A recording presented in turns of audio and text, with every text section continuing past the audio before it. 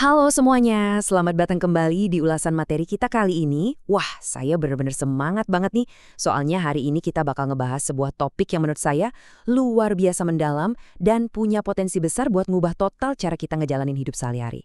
Nah, sepanjang tahun 2026 ini, kita kan punya satu tema besar ya, yaitu bertumbuh menjadi dewasa di dalam Kristus. Dan Anda tahu nggak, salah satu kunci utama, maksud saya langkah yang paling krusial buat mencapai kedewasaan rohani itu adalah dengan benar-benar kenal siapa sih Roh Kudus itu. Judul ulasan kita hari ini udah ngerangkum semuanya. Siapakah Roh Kudus? Sang pribadi yang menyertai. Perhatiin deh kata pribadi di situ. Ini bukan cuma sekedar teori teologi yang kaku ya, tapi ini tentang pengenalan kita sama sosok yang benar-benar nyata. Tapi sadar nggak sih, kayaknya kita sering banget, secara natural, lebih nyaman buat nge-labelin Roh Kudus itu sebagai semacam energi yang bisa kita pakai daripada ngelihat dia sebagai seorang pribadi yang harus kita dengerin. Coba deh renungin bentar pertanyaan ini. Sebenarnya Roh Kudus itu energi atau pribadi sih? Jujur aja nih, pas dengar kata Roh Kudus, pasti banyak dari kita yang otomatis mikir, oh itu kayak aliran listrik rohani, atau semacam kabut asap suci, hawa murni, atau mungkin cuma sekedar sensasi merinding pas kita lagi nyanyiin lagu pujian kan? Kita sering labelin dia sebagai kekuatan aja yang turun dari surga buat ngasih kita semangat. Tapi apa iya cuma sebatas itu? Karena coba pikir lagi deh, Anda nggak akan pernah bisa bangun sebuah relasi atau persahabatan yang intim sama sebatang kabel kan? Maksud saya, Anda nggak mungkin curhat sama angin. Oke, kita langsung masuk aja ke bagian pertama. Kekuatan atau pribadi? Jawabannya udah jelas banget ya. Dia itu bukan sekedar energi, melainkan benar-benar sebuah pribadi. Lanjut ke bagian kedua, penolong yang sama atau dalam bahasa aslinya sering disebut parakletos. Mari kita bedah sama-sama nih. Coba deh kita lihat apa yang diomongin langsung sama Yesus di Injil Yohanes pasal 14 ayat 16. Di titik inilah Yesus ngenalin sosok ini persis sebelum dia naik ke surga. Perhatiin baik-baik, Yesus nggak bilang dia bakal ngirim kekuatan super atau energi kosmik. Nggak sama sekali.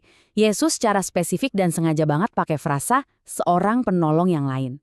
Pilihan kata yang dipakai Yesus ini benar-benar luar biasa dan pastinya bukan kebetulan ya. Kata seorang di situ dengan jelas nunjukin identitas personal, bukan benda mati. Jadi Yesus lagi ngomongin sosok yang bakal ngegantiin peran fisiknya di bumi buat nemenin dan nyertai murid-muridnya. Nah, yang bikin ini makin menarik adalah kalau kita lihat bahasa asli Yunani dari teks tadi.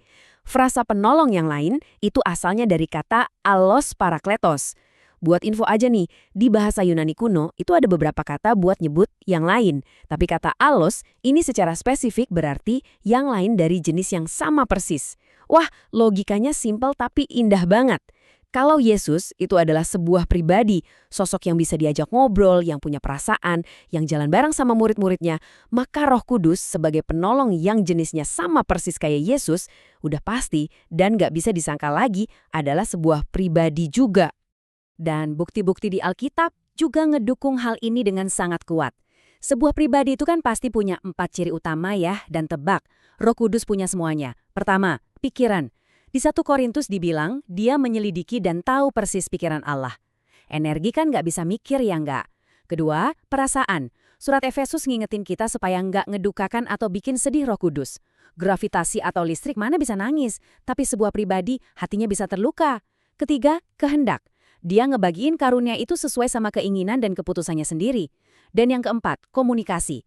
Di kitab Kisah Para Rasul, Roh Kudus itu benar-benar aktif ngomong dan ngasih instruksi. Jadi 4 hal ini tuh pilar yang tak terbantahkan kalau dia adalah seseorang, bukan sesuatu. Sekarang kita masuk ke bagian ketiga, relasi bukan transaksi.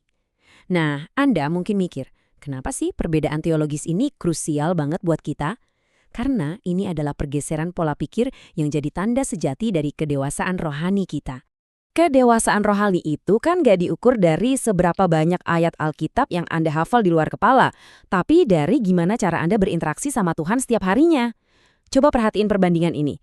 Di satu sisi ada fase transaksi. Ini tuh fasenya bahi rohani. Mereka cuma nyari kuasanya aja. Mereka nganggep Roh Kudus itu persis kayak saklar lampu. Ditekan pas lagi butuh penerangan, dicari-cari pas lagi ada masalah berat, dan dimatiin gitu aja pas hidup lagi aman dan baik-baik aja. Tapi di sisi lain ada yang namanya relasi. Nah, orang yang udah dewasa rohaninya, yang mereka cari itu pribadinya. Ini tuh kayak sebuah jabatan tangan, sebuah persahabatan yang sejati banget, di mana ada timbal balik, saling ngehargain, dan pengenalan yang benar-benar mendalam. Dan ini ngasih gambaran yang pas banget soal apa yang sering kita lakuin tanpa kita sadari. Jujur aja, kita sering banget kan memperlakukan Roh Kudus itu kayak Siri atau Google Assistant di HP kita. Coba bayangin deh, kita tuh cuma manggil Hey Siri atau Oke Google pas kita lagi nyasar dan butuh petunjuk jalan. Atau pas kita butuh jawaban instan. Terus setelah masalahnya beres, HP-nya masuk kantong lagi dan asisten virtual itu kita cuekin sepanjang sisa hari. Kalau Roh Kudus itu pribadi yang hidup dan nyata, bayangin aja betapa sedihnya dia kalau kita cuma manggil dia pas kita butuh keajaiban doang. Tapi kita nggak pernah ngelibatin dia pas kita lagi asyik makan siang, pas kita lagi kerja di meja kantor, atau pas kita lagi nyantai di rumah. Makanya ini ngebawa kita balik ke realitas yang super mendalam dari Yohanes 14 ayat 17. Ia diam di dalam kamu. Jadi orang yang dewasa itu berarti kita punya kesadaran penuh kalau ada seseorang yang berdiam di dalam diri kita 24 jam sehari, 7 hari seminggu tanpa jeda. Fakta ini tuh ngasih kita dua hal yang luar biasa banget. Di satu sisi, kita nggak usah lagi tuh yang namanya ngerasa takut atau kesepian. Karena literally kita nggak pernah sendirian. Tapi di sisi lain, kesadaran ini juga berarti kita nggak bisa lagi hidup sembarangan sesuka hati. Kita ini ngebawa Sang Maha Suci, sebuah pribadi yang agung, kemanapun kaki kita melangkah loh. Oke, ini ngebawa kita ke bagian keempat, mempraktekkan kehadirannya. Gimana sih cara nyatanya? Pastinya, ulasan kita nggak bakal lengkap kalau kita nggak ngomongin aplikasinya dong. Paham teorinya di kepala itu satu hal, tapi mindahin pemahaman itu turun ke hati dan perbuatan, nah itu hal yang beda lagi. Jadi, saya mau ngasih 3 tindakan super praktis yang bisa langsung merubah hari-hari Anda mulai besok pagi. Siap? Pertama, sapaan pagi. Daripada pas bangun tidur Anda langsung ngebombardir Tuhan pakai daftar permintaan, coba deh mulai dengan sapaan hangat. Selamat pagi Roh Kudus, yuk temenin aku jalanin hari ini. Libatin dia dari detik pertama mata Anda melek. Kedua, cek perasaannya.